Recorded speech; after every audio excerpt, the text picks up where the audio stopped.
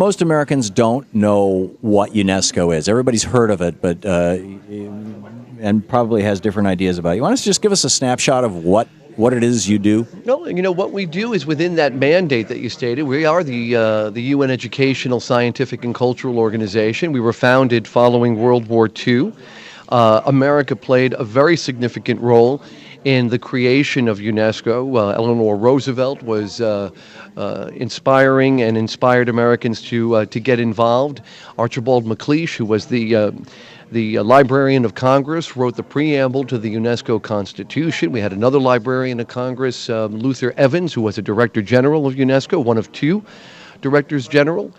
So the DNA of the United States is wrapped up into UNESCO because we were there at the birth, and we've been part of this organization up until the time when Ronald Reagan made a tactical withdrawal. He didn't withdraw from the whole organization in the 1980s, although some people talk about it as full withdrawal.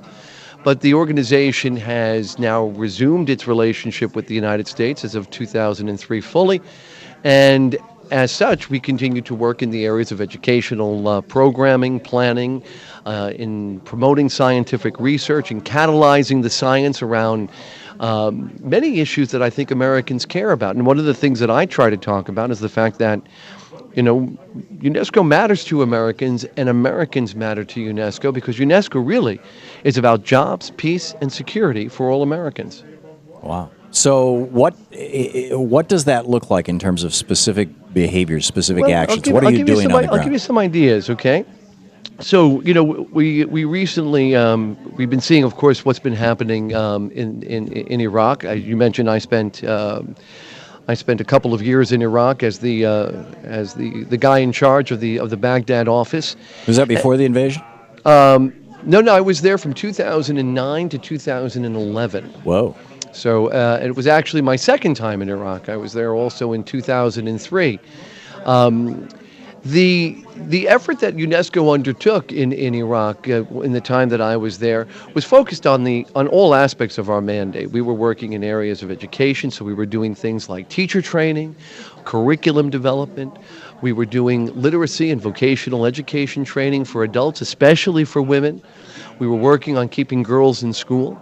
We were doing programs on freedom of expression and freedom of the press, and we actually even introduced a new curriculum into the higher education, into the colleges in Iraq and in Kurdistan, of a new journalism curriculum that was really designed for the 21st century. They hadn't even touched their curriculum since the 1950s. So as you can imagine, it needed a little bit of retooling. Yeah. We also worked in terms of the sciences. So we worked on working with farmers on water resource management and how to ensure that farmers could get the best out of the water supply that was there when you think about the fact that they were in the middle of a drought. And so it was a real challenge for them.